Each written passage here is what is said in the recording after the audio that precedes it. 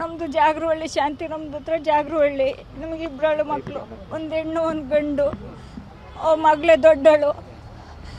ಇಬ್ಬರನ್ನು ಓದಿಸಿದ್ದೀನಿ, ಚೆನ್ನಾಗಿ diploma degree ಮಾಡಿಸಿದೆ, ಕೂಲಿ ಮಾಡಿ ಜೀತ ಮಾಡಿ ಓದಿಸಿದೆ.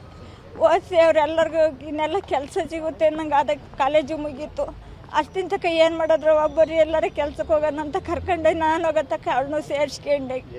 ಅಕೌಂಟಿಂಗ್ ನೆಲಗದ್ರಳ್ಳಿ ಅಕೌಂಟಿಂಗ್ ಕೆಲಸಕ್ಕೆ ಸೇರಿಸ್ಕೊಂಡೆ. ಜ್ಞಾನ ಸಿಲ್ಕ್ ಸೀರೆ ಕಂಪ್ನೀಲಿ ಅಲ್ಲೇ 5 ತಿಂಗಳಿಂದ ಮಾಡ್ತಾಯಿದ್ಲು.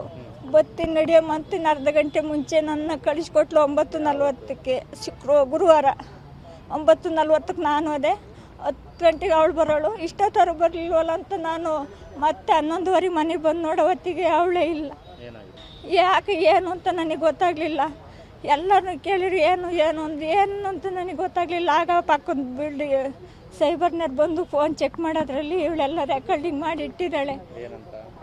ಇವನೇ ಬೈದಿರೋದಾನೆ, ಹುಡುಗ ಬೈದಿದ್ದಾನೆ. ಆಲೂರು ತಾಲೂಕು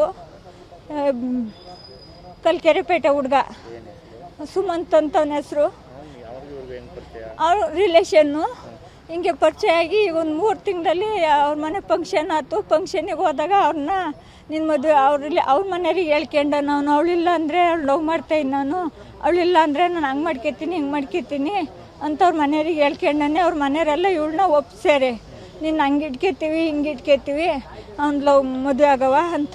ಆಮೇಲೆ ಅಮ್ಮನ್ನು ಕರೆಸ್ಕೊಂಡ್ರು. ಬರೋಲ್ಲ ಅಂತ ಇದ್ದಾಳೆ, ಇಲ್ಲೇ ಇದ್ದಾಳೆ, ಬಂದ್ರಿ ಅಂತ ಹೋಗಿ ಮಾತಾಡ್ಕೊಂಡು ಸರಿ 2 ವರ್ಷ ಬಿಟ್ಟು ಮದುವೆ ಮಾಡಿಕೊಡ್ತೀವಿ. ಅವ್ನಿಗಿನ್ನೂ 19 ವರ್ಷ, 21 ವರ್ಷ, 2 ವರ್ಷ ಕಳೀಲಿ, ಇಬ್ರಿಗೂ ಮದುವೆ ಮಾಡಿಕೊಡ್ತೀನಿ ನಾನು.